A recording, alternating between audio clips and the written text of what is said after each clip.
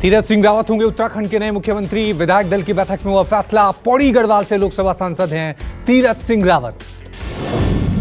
विधायक दल की बैठक में तीरथ सिंह के नाम पर मोहर लगी। त्रिवेंद्र सिंह ने तीरथ सिंह रावत के नाम का ऐलान किया। त्रिवेंद्र रावत ने कल ही दिया उत्तराखंड के सीएम पद से इस्तीफा। बंगाल चुनाव में बीजेपी ने 40 स्टार प्रचारकों की लिस्ट जारी की। लिस्ट में पीएम मोदी, अमित शाह, राजनाथ सिंह, जेपी नड्डा शामिल। धर्मेंद्र प्रधान, स्मृति ईरानी, मुकुल रॉय, नितिन गडकरी, मिथुन चक्रवर्ती, कैलाश विजयवर्गीय, सीएम योगी भी करेंगे बंगाल में सभाएं। शिवराज सिंह चौहान, शुभेंदु अधिकारी, बाबुल सुप्रियो, मनोज तिवारी भी करेंगे प्रचार। बंगाल के सीएम ममता बनर्जी आज नंदीग्राम से पर्चा भरेंगी। नामांकन से पहले मंदिर जाकर आशीर्वाद लेंगी। ममता के नामांकन से पहले नंदीग्राम को टीएमसी के झंडों से पाता गया।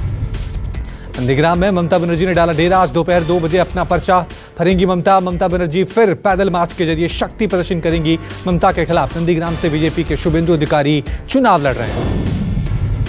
नंदीग्राम में जगह जगह शुभेंदु अधिकारी के पोस्टर लगे हैं। पोस्टर में कहा गया नंदीग्राम को अपना बेटा चाहिए, बाहरी नहीं। नंदीग्राम को शुभेंदु का गढ़ माना जाता है। ममता ने खुद को बाहरी कहे जाने पर सवाल उठाया। कहा मैं पड़ोस के ही वीरभूम जिले में जन्मी और पली बड़ी हूं। ममता बनर्जी अपने चुनावी अभियान के दौरान नंदीग्राम में टी स्टॉल पर लोगों को चाय देते नजर आई। हिंदू विरोधी होने के आरोप पर ममता का जवाब। कहा मैं ब्राह्मण हूं और भगवा पार्टी से ज्यादा हिंदू रस्मों को जानती हूं। ममता बनर्जी दरगाह पहुंची, उन्होंने फूल चढ़ाया और कहा कि भगवा पार्टी हिंदू मुस्लिम को लड़ाने का काम कर रही है। बीजेपी नेता गिरिराज सिंह ने ममता बनर्जी पर निशाना साधा। कहा नर्वस हो गई है दीदी, उन्हें अब समझ में नहीं आ रहा कि मंदिर जाएं या मस्जिद।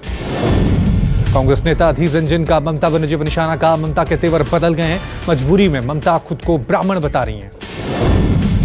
बीजेपी की संसदीय दल की बैठक में बोले पीएम मोदी, बंगाल में जिसको जो ड्यूटी दी गई है वो पूरी तरह से निभाए। पीएम मोदी ने सभी सांसदों से कहा वैक्सीनेशन प्रोग्राम में लोगों से जुड़ने के लिए उन्हें जागरूक करें और वैक्सीनेशन के लिए व्यवस्था देखें।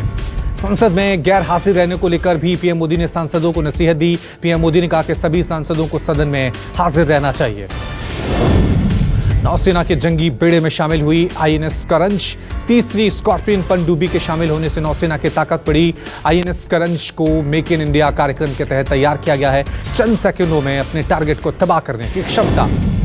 एंटीलिया मामले में एनआईए की टीम ने कई जगहों पर छापेमारी की। सूत्रों के मुताबिक कई सबूत हाथ लगे। आरोपियों को जल्द पकड़ सकती है टीम। एंटीलिया के बाहर से 25 फरवरी को बरामद हुई थी विस्फोटकों से भरी कार।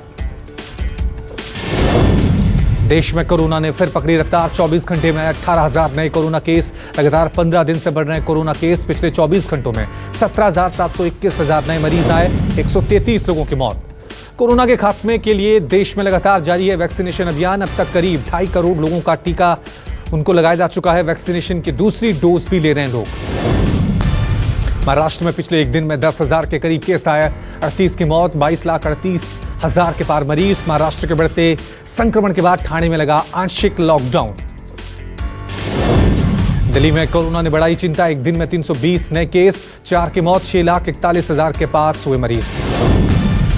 कोरोना वैक्सीनेशन को लेकर डीजीसीए का नया आदेश। 48 घंटे बाद तक विमान नहीं उड़ा सकेंगे पायलट के अलावा कैबिन क्रू भी वैक्सीनेशन के 48 घंटे तक विमान में नहीं बैठेंगे। साइड इफेक्ट नहीं हुआ तो उड़ान भर सकेंगे।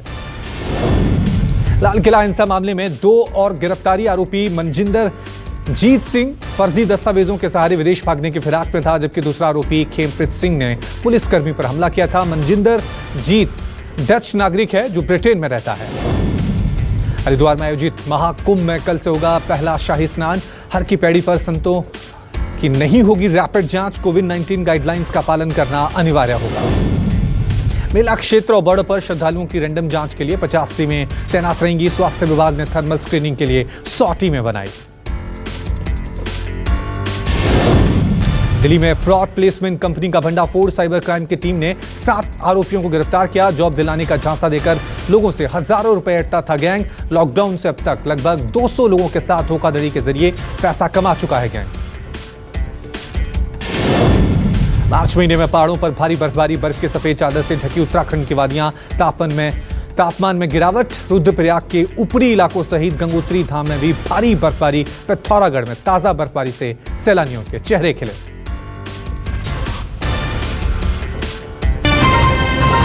नमस्कार, मैं हूं मानक गुप्ता। अगर आपको हमारा ये वीडियो पसंद आया हो तो इसे लाइक और शेयर जरूर करें और हां, हमें सब्सक्राइब और फॉलो करना ना भूलें ताकि आप देश और दुनिया की कोई खबर मिस ना करें। तो जुड़े रहिए हमारे साथ और देखते रहिए न्यूज़ 24।